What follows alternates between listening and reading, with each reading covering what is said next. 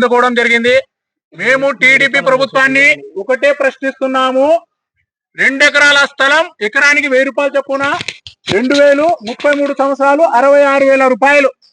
ఒక సామాన్య తోపుడు బండి దొబ్బుకుని పోయి ఎండలో కష్టపడి తోపుడు బండి దొబ్బుకుపోయిన ఒక సామాన్య వ్యక్తి రోజుకు 20 రూపాయలు చొప్పున మన మున్సిపాలిటీకి గేటు కడుతున్నాడు. 20 రూపాయలు చొప్పున లెక్క వేస్తే నెలకి 600, సంవత్సరానికి 7,200, 33 సంవత్సరాలకి 2,5 లక్షల రూపాయలు మీకు ప్రభుత్వానికి చెల్లిస్తున్నాడు ఒక సామాన్య వ్యక్తి, తోపుడు బండి దొక్కునే వ్యక్తి. మీరేమో ఇక్కడ ప్రభుత్వ స్థలాన్ని కోట్లు విలువ చేసే ప్రభుత్వ స్థలాన్ని 33 సంవత్సరాలకి 2,000 చొప్పున మీరు లీజుకు తీసుకుంటారా?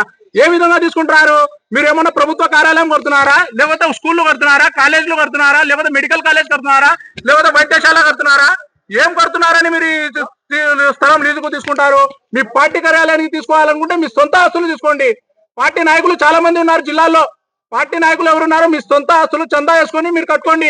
మీ పార్టీ కార్యకర్తల ద్వారా, పార్టీ నాయకుల ద్వారా మొత్తం చందా వేసుకొని మీ సొంత ఆస్తులు ఏమైనా ఉంటే అందులో పార్టీ కార్యాలయాలు కట్టుకోండి. టీడీపీ పార్టీ మిమ్మల్ని అధికారం ఇచ్చి పదవులు ఇచ్చి ఎంతలో ఎత్తుకు తీసుకుపోయింది. దాని ప్రతిఫలంగా మీ ఆస్తులు ఇచ్చి మీ రుణం తీర్చుకోండి టీడీపీ పార్టీ కార్యాలయానికి. అంతే తప్ప ప్రభుత్వ స్థలాన్ని ఇవ్వడాన్ని Social Democratic Party of India తీవ్రంగా ఖండిస్తుంది. ఎలాంటి పరిస్థితుల్లో కూడా ఈ ప్రభుత్వ స్థలాన్ని ఇవ్వకూడదని మేము డిమాండ్ చేస్తున్నాము. ఇచ్చిన ఎడల social Democratic Party of India మేము తీవ్రంగా దీన్ని ఖండిసి పెద్ద ఎత్తున ప్రజలను కలుపుకొని ప్రజా ఉద్యమాన్ని చేపడతామని ఈరోజు తెలియజేస్తున్నాము.